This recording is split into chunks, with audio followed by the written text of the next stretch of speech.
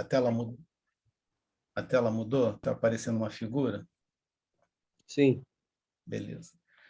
Então, gente, Maria foi uma mulher judia de Nazaré, na Galiléia, prometida em casamento a José, conforme a tradição judaica, e foi a mãe de Jesus, ou Yeshua, conforme os evangelhos canônicos e o Alcorão. O Alcorão também menciona Maria, né?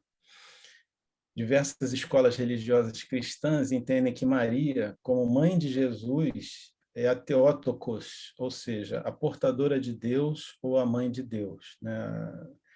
As escolas religiosas cristãs mais antigas fazem essa espécie de confusão, né, digamos assim. Naquele tempo, a promessa de casamento era o primeiro estágio de um casamento judeu, e isso acontecia quando as meninas tinham entre 12 e 14 anos de idade, ou seja, praticamente quando entrava na adolescência, né? Então, elas eram prometidas em casamento nessa fase.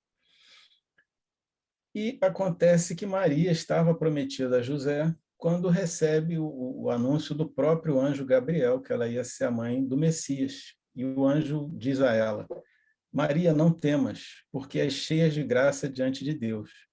Eis que em teu ventre conceberás e darás à luz um filho, e por-lhe-ás o nome de Jesus. Maria se assusta, Maria toma aquele choque, né? Ela praticamente uma menina, uma adolescente, mas ela rapidamente se recompõe e responde ao anjo, né, a Gabriel: Eis aqui a serva do Senhor, cumpra-se em mim segundo a tua palavra. Bom, no mesmo momento, Gabriel, o anjo Gabriel, diz a Maria que a prima dela, Isabel, que já era mais idosa, era considerada estéril, ela estava grávida de João Batista. E aí Maria, muito feliz, corre, né, para ver Isabel, que morava com Zacarias, que era o marido dela, em Hebrom, na Judéia. E ao vê-la, Isabel praticamente psicofonou, né? Bendita és tu entre as mulheres e bendito o fruto do teu ventre. De onde me provém isto, que a mãe do meu Senhor venha a mim? Bem-aventurada a que acreditou, pois onde cumprir-se as coisas que da parte do Senhor lhe foram ditas. Então Isabel praticamente já sabia que Maria estava grávida e que estaria grávida de Jesus. Então Maria profere as palavras de louvor que ficaram conhecidas ou registradas como Magnificat, né? Essas palavras são as seguintes: a minha alma engrandece ao Senhor e o meu espírito se alegra em Deus, meu Salvador, porque atentou para a humildade de sua serva. Pois eis que desde agora todas as gerações me chamarão bem-aventurada, porque me fez grandes coisas o poderoso e santo é o seu nome. E a sua misericórdia é de geração em geração sobre os que o temem. Com o seu braço agiu valorosamente, dispersou os que tinham pensamentos soberbos no coração. Depois dos tronos os poderosos, elevou os humildes. Encheu de bens os famintos e despediu de mãos vazias os ricos. Auxiliou Israel, seu servo, recordando-se da sua misericórdia, como falou a nossos pais, a Abraão e a sua posteridade para sempre. Ou seja, observando as palavras que ela profere no Magnificat, a gente vê que Maria conhecia o Velho Testamento. Maria conhecia as profecias ali contidas. Então, Maria não era uma pessoa, como eu vou dizer, colocada à parte. Maria, ela tinha esse conhecimento, que era algo raro, né, para uma mulher naquela época. Mas ela já tinha esse conhecimento, ela sabia o que iria acontecer. E aí, já grávida de Jesus, né, ela vai com José para a cidade natal dele, que era Belém, pois ele tinha que se registrar no censo romano era um centurião, se não me engano, Quirinos. Tá? Só que enquanto eles estavam lá, Maria deu à luz a Jesus. Como não havia lugar disponível nas hospedarias da cidade, eles acabaram ficando num estábulo e Maria usou uma manjedoura como berço. E naquela comarca, em Belém, tinham os pastores no campo que guardavam os rebanhos de noite, né? E eis que vem um dos anjos do Senhor, né? Com a sua luminosidade, e os pastores se assustaram com aquele ser alado e luminoso. Só que o anjo lhes disse, né, não temais, porque aqui vos trago novas de grande alegria, que será para todo o povo. Pois hoje na cidade de Davi vos nasceu o Salvador, que é Cristo o Senhor. Depois de 8 dias, o bebê foi circuncisado, conforme a lei judaica, e recebeu o nome de Jesus, ou no aramaico, Yeshua. Durante a estada em Belém, receberam a visita dos reis magos e, depois de 40 dias, retornaram a Nazaré. Só que, algum tempo depois, José sonha que o rei Herodes iria mandar matar as crianças menores de 2 anos. Por quê? Porque foi avisado a Herodes que o Messias havia nascido. E como ele não sabia quem era, ele resolveu mandar matar todas as crianças menores de 2 anos. E aí José pega Maria e Jesus e se foge para o Egito naquela mesma noite, onde fica por algum tempo. Depois da morte de Herodes, eles retornam a Nazaré, na Galileia, e não para Belém, porque o filho de Herodes, que se chamava Arquelau, havia se tornado administrador da Judéia, e eles tinham medo que o Arquelau resolvesse fazer algo semelhante ao que Herodes tinha feito.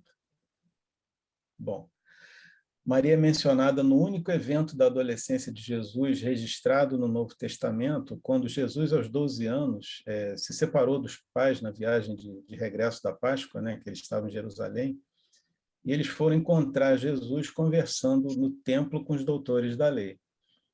E aí deve ter rolado uma bronca, né? Porque eles tomaram um susto, porque Jesus tinha desaparecido, né? Só que aí Jesus, do alto de seus 12 anos, se vira para eles e diz, né? Por que me buscavam? Não sabem que me convém tratar dos assuntos de meu Pai?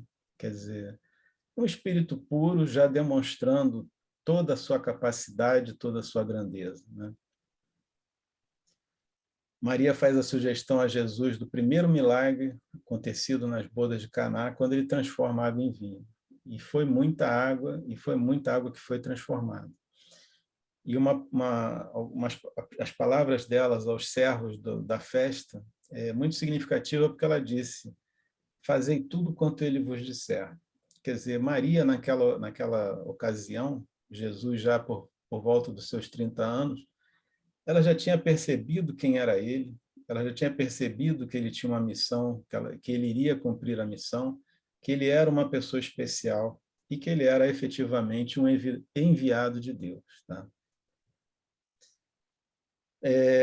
No Evangelho, há eventos que Maria aparece acompanhada dos irmãos de Jesus, que foram nomeados como Tiago, José, Simão e Judas, e suas irmãs. Então, efetivamente, Maria depois teve outros filhos com José, mas a missão dela era efetivamente Jesus. E a gente se lembra das palavras de Jesus quando diz que qualquer um que fizer a vontade de Deus, esse é meu irmão, minha irmã e minha mãe. Na crucificação, ela estava presente, acompanhada por João Evangelista, praticamente um pós-adolescente, Maria de Cleófas, que era sua irmã, e Maria Madalena. E a passagem evangélica nos diz que Jesus, vendo ali sua mãe e o discípulo amado, disse à mãe: mulher, eis aí o teu filho. Depois disse a João: eis aí tua mãe. E desde aquela hora, João a recebeu em sua casa. A gente olha a palavra mulher, no português dos dias de hoje, ela soa meio dura, né?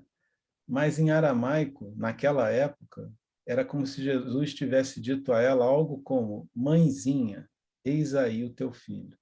Então, se a gente quisesse fazer uma tradução mais correta, em vez de mulher, deveria estar escrito: mãezinha, eis aí teu filho. Ele foi carinhoso com ela, inclusive na hora do desencarne. No Ato dos Apóstolos, no cenáculo, Maria é a única pessoa, além dos 11 apóstolos, a ser mencionada pelo nome quando eles retornaram do Monte das Oliveiras após a ascensão de Jesus. Algo raro naquela época, né? A mulher era colocada de lado naquela época. E, a partir desse momento, Maria desaparece dos registros bíblicos, embora os católicos acreditam que ela seja a mulher celestial descrita no Apocalipse como sendo a mulher vestida de sol. Bom, Conforme a narrativa bíblica, após as palavras de Jesus na cruz, quando ele direciona Maria a João e vice-versa, João a recebeu em sua casa. E aí a gente vê que a narrativa espiritual confirma esta passagem. Humberto de Campos nos fala que inicialmente vão morar em Betaneia, ou Betânia, porém as discussões, os conflitos entre os primeiros cristãos incomodavam Maria. Eles queriam fazer uma aristocracia espiritual porque sabiam que ela era mãe de Jesus, e isso a incomodava.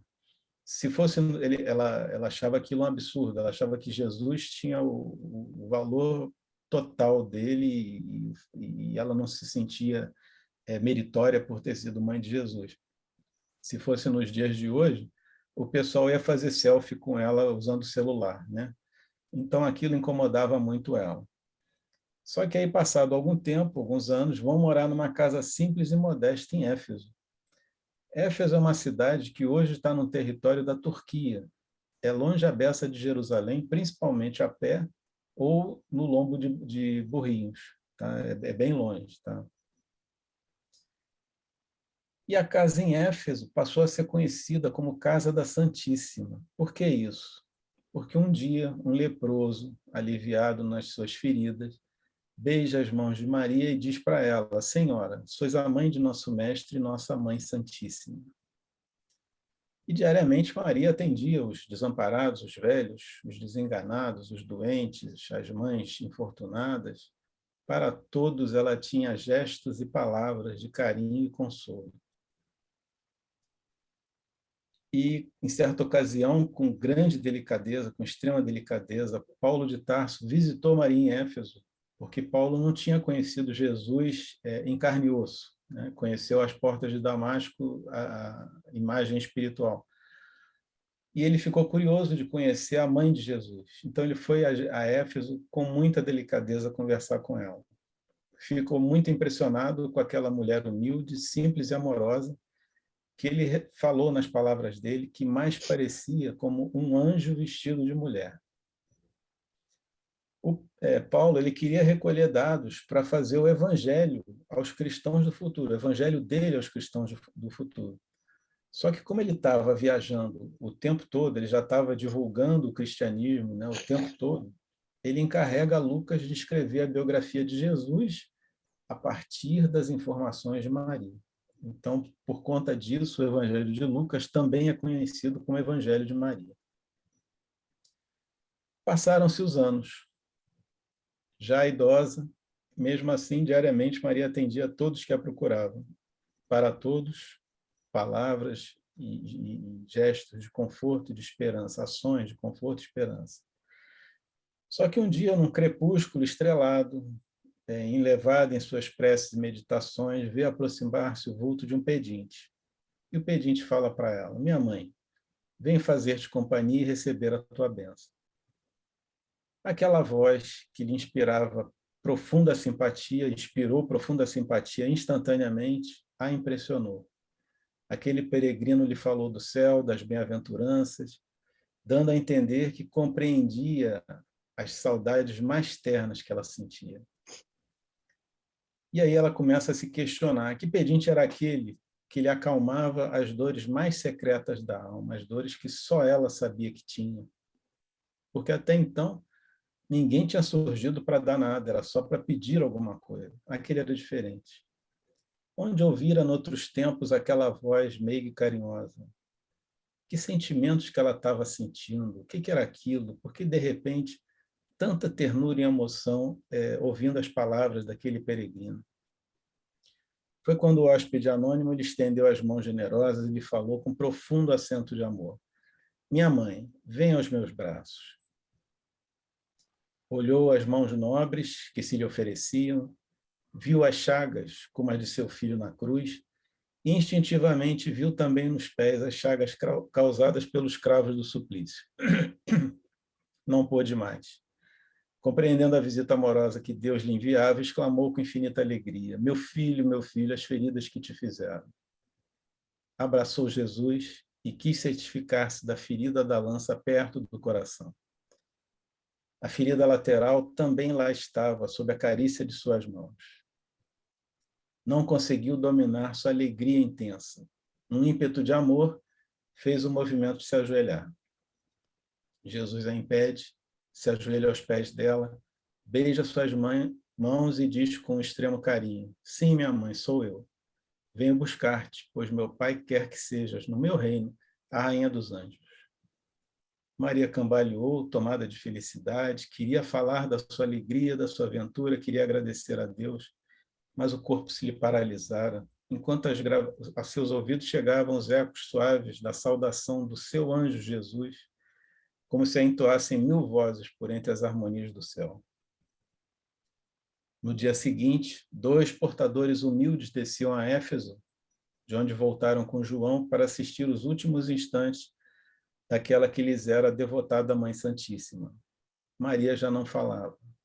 Numa inesquecível expressão de serenidade, por longas horas, ainda esperou a ruptura dos derradeiros laços que aprendiam a vida material. Após o desencarne, Maria não via mais Jesus, que certamente a esperava no seu reino de amor, mas extensas multidões de entidades angélicas a cercavam, cantando hinos de glorificação.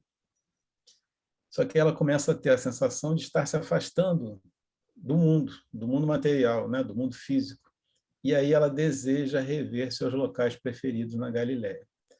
Bastou a manifestação de sua vontade para que a conduzissem ao lago de Genezaré, a Tiberíades, ao Rio Jordão, que eram lugares que ela gostava, lugares que ela conhecia e achava muito bonitos. E realmente são muito bonitos. Só que Maria quis ver também, quando ela se lembra, né, os cárceres romanos, onde estavam presos os primeiros cristãos, aqueles que estavam morrendo por amor aos ensinamentos e ao amor de Jesus, né?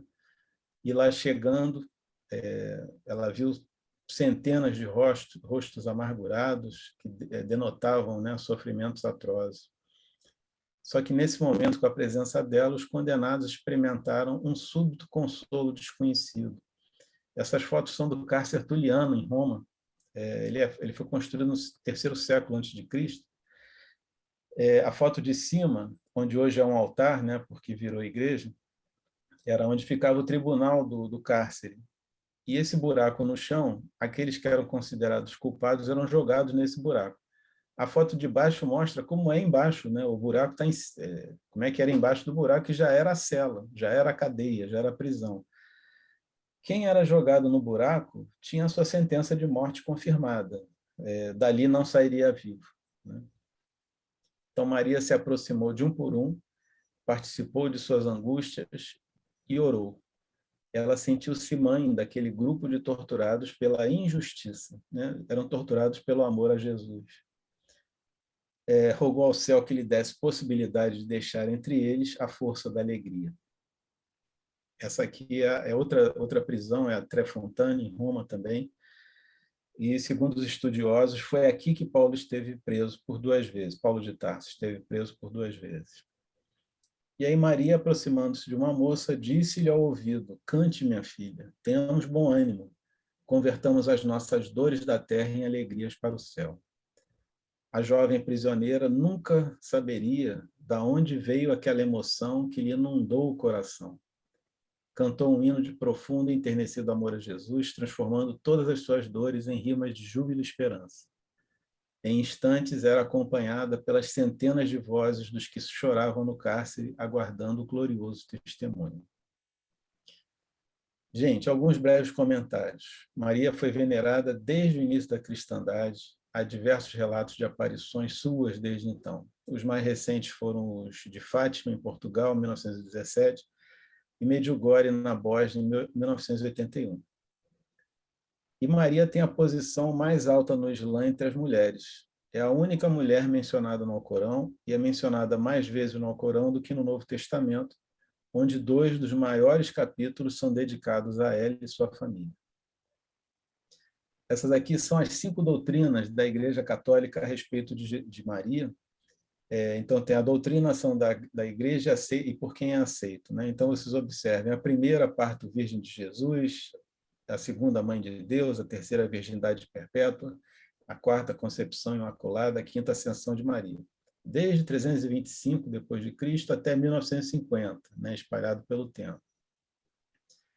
Então, a gente se pergunta, né, a gente observa, né, das 5 doutrinas da Igreja referentes a Maria, 3 se referem à virgindade dela. Por que essa verdadeira obsessão? Porque os chefes da Igreja visavam assegurar a origem divina de Jesus gerado sem pecado original. Por que isso? Porque eles consideravam que o sexo era pecado e deveria ser utilizado apenas na procriação. E mesmo assim era pecado, mesmo sendo utilizado só na procriação era pecado. Hoje nós sabemos que o sexo é um dos atributos divinos que Deus nos provê, e não só a nós, provê a toda a criação, até os vegetais, para que possa haver a replicação, né? Para que as pessoas possam reproduzir-se. Né? Então, se é algo da lei divina, só é pecado se for mal utilizado, né? Utilizado sem amor. Ih, agora não está indo.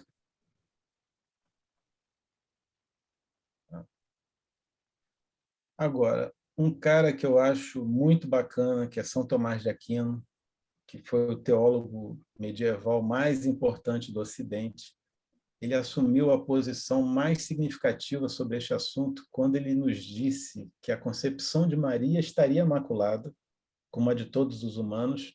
Aliás, São Tomás tinha que tomar cuidado para também não entrar na Inquisição, né?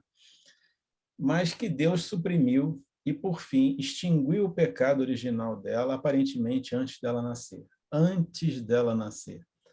Aí São Tomás de Aquino, ele acertou ele mirou no mosquito e acertou no elefante. Maria era um espírito muito elevado. Por quê? Porque ela recebeu Jesus. Jesus teve que reduzir a vibração dele por mais de 1000 anos para conseguir reencarnar novamente. Então, só um espírito muito elevado seria capaz, estaria pronto para receber um outro espírito do grau de elevação de Jesus. E São Tomás de Aquino, embora não sabendo disso, embora tomando cuidado para não cair na malha da Inquisição, ele acerta no alvo, ou seja, Maria não tinha pecado, Maria era um espírito já muito evoluído. Hoje sabemos que as leis divinas são eternas e imutáveis e que o sexo incorreto é aquele que é abusado e não aquele que é usado corretamente, né? Bom, e agora, sobre o aspecto espiritual, a gente vai ver mais detalhes a seguir na segunda parte. Então, a gente encerra a primeira parte, vai para a segunda, que aí sim a gente fala de Maria, a escolhida por Jesus. Isso é muito importante, né? Porque Maria teve, provavelmente, eu poderia até dizer certamente, a mais difícil missão que qualquer ser humano já teve na Terra. A responsabilidade de trazer Jesus ao plano material.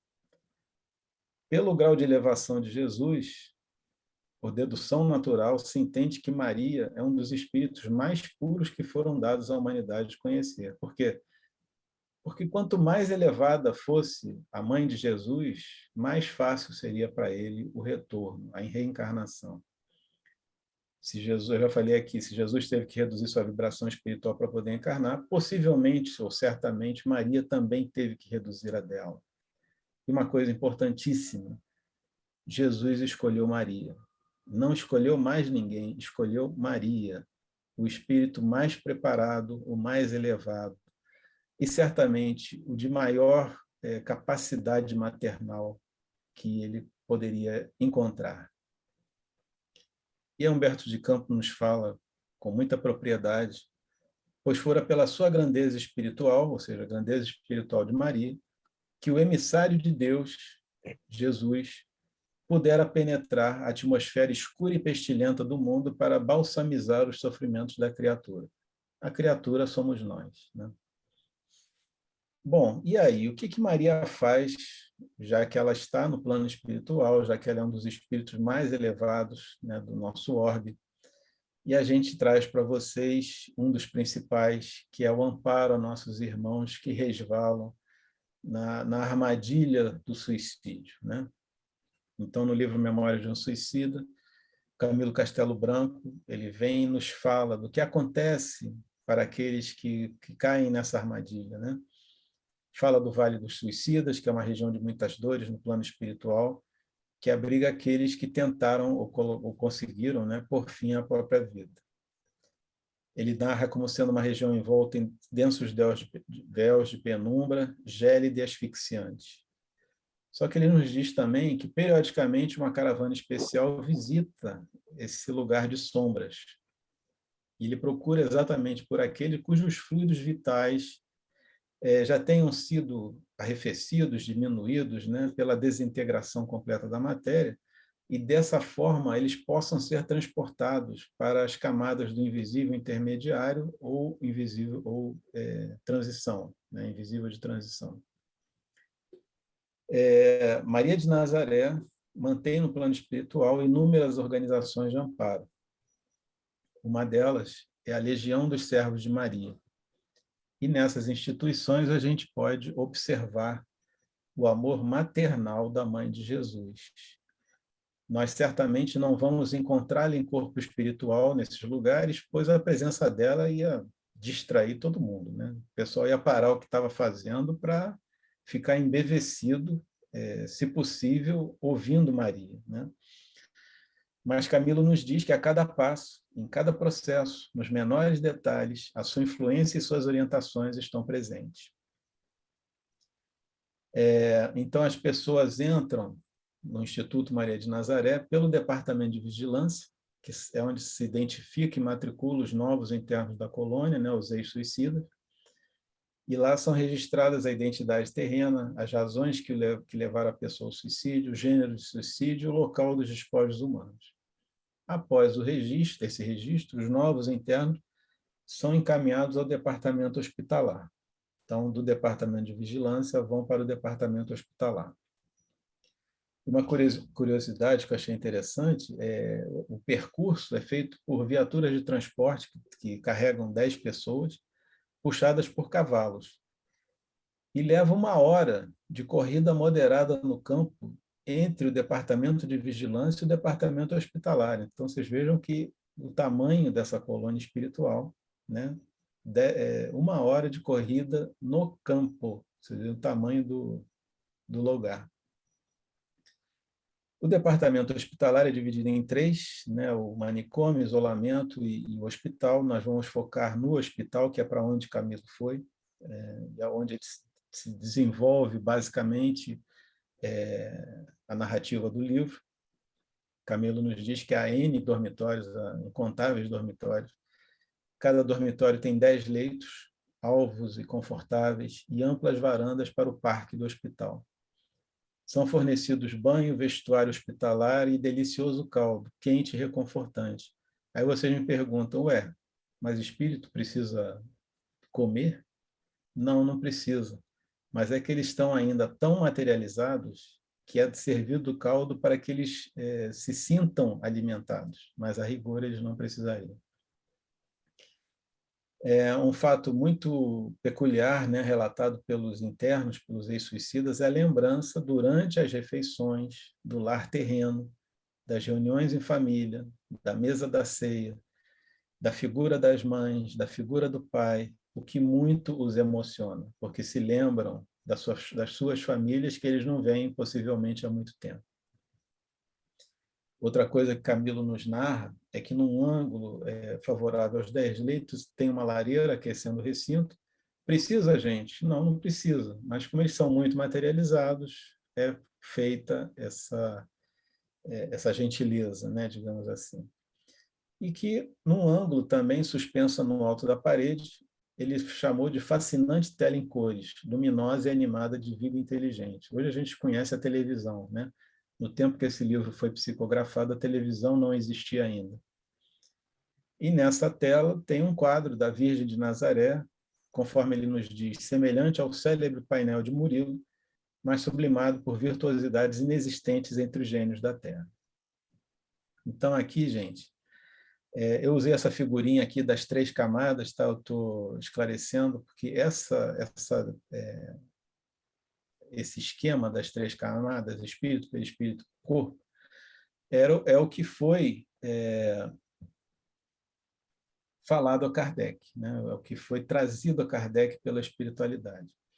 Mais ou menos 80 anos depois, André Luiz nos traz a divisão em 5 camadas. Tá? Então, para fins de simplificação, porque o entendimento é o mesmo, eu vou manter o das 3 camadas. Tá? Então, no hospital, a organização físico-espiritual, o perispírito, é submetida a exames minuciosos. Por que isso? Porque se houve um dano, uma violência ao corpo físico, como o perispírito está intimamente ligado, o perispírito também é danificado. Então, o que Camilo nos narra? Que os tecidos das regiões afetadas do perispírito recebem sondagens de luz, banhos magnéticos, bálsamos quintessenciados, substâncias luminosas extraídas de raios solares, a partir dos quais são gerados fotos e mapas dinâmicos para análises especiais, que mais tarde são encaminhados para a seção de planejamento de corpos físicos, do departamento de reencarnação, ou seja, a reencarnação já vai ser um passo para a correção dos problemas causados à organização físico-espiritual da pessoa. Camilo nos fala que o espírito de um suicida voltará a novo corpo, né, em condições penosas de sofrimento, porque foram agravadas pelas resultantes do desequilíbrio que o gesto desesperado provocou no seu perispírito. Ou seja, como foi intencional, o perispírito é danificado. E Camilo nos fala textualmente o seguinte: a volta de um suicida a um novo corpo carnal é a lei. É lei inevitável e irrevogável. É expiação irremediável, a qual terá de se submeter voluntariamente ou não, porque a seu próprio benefício outro recurso não haverá, senão a repetição do programa terreno que deixou de executar. Então, aquele pedaço de tempo que faltou, ele vai passar encarnado e é uma forma dele conseguir recuperar o perispírito danificado. E a gente faz algumas observações desse livro que eu achei muito interessante, acho que cabe aqui no nosso estudo. O resgate de Margarida e Albino, filhos de Jerônimo Silveira, que era colega de Camilo, foi resgatado junto com Camilo do Vale dos Suicidas.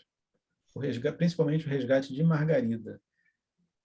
A gente vê no livro que houve a interferência direta, estou falando direta, de Maria de Nazaré no resgate de Margarida. Porque Jerônimo, com muita dor no coração, ele pede para que a Maria o auxilie a resgatar a filha. E a gente vê que houve a participação de Maria no resgate de Margarida. Quem tiver curiosidade, aconselho que leia o livro, vai se emocionar muito com o que é narrado. Outra coisa que a gente observa, os ex-suicidas, eles passam por cursos, palestras, visitas, estágios de aprendizado, treinamento, em outros departamentos da colônia, fazem visitas à terra, e tudo isso são instrumentos de engrandecimento para eles. Eles, inclusive, passam a receber aqueles outros ex-suicidas que vão ser resgatados do vale depois deles. Então, eles passam a ajudar aqueles ex-suicidas que são resgatados depois. E uma coisa que é interessante observar, o resgate não é igual para todos. Embora Camilo e Jerônimo tenham se suicidado pelo mesmo meio, o resgate de ambos é diferente. Quem se interessar vai poder constatar. A Legião mantém também outras instituições num clima vibratório mais ameno, né? Ou seja, os internos eles vão amenizando o seu clima vibratório. Uma dessas instituições é a Mansão da Esperança, que é onde estão as escolas que eles vão cursar antes de se habilitarem à reencarnação. E as cadeiras são essas: Evangelho, Moral, Filosofia, Ciência, Psicologia, Pedagogia, Cosmogonia e Esperanto. Uma curiosidade é que na Mansão da Esperança, um dos professores é Aníbal de Silas, que foi uma das crianças acariciadas por Jesus quando ele nos trouxe a lição sobre a simplicidade e pureza de coração. E ele nos falou: deixai que venham as minhas criancinhas e não as impeçais, porquanto o reino dos céus é para o que se lhes assemelha. E Aníbal ministra os ensinamentos conforme eles ouviu do próprio Jesus. Jesus que ele ama desde a infância longínqua no Oriente.